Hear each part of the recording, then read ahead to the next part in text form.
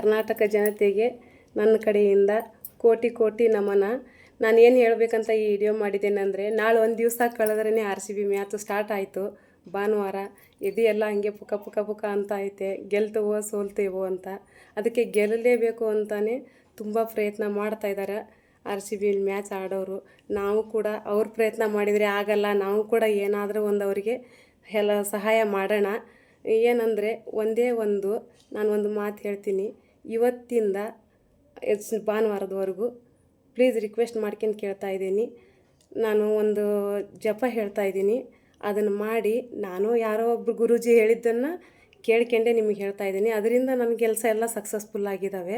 ಅದಕ್ಕೆ ನಾನು ಹೇಳ್ತಾ ಇದ್ದೀನಿ, ನಾನು ಪ್ರತಿ ಮ್ಯಾಚಲ್ಲೂ ಇದನ್ನು ಮಾಡೇ ಮಾಡ್ತೀನಿ. ನೀವು ಕೂಡ ಈ ವಿಡಿಯೋನ ಹೆಚ್ಚೆಚ್ಚಾಗಿ ಶೇರ್ ಮಾಡಿ, ಅವರು ಕೂಡ ಮಾಡಲಿ.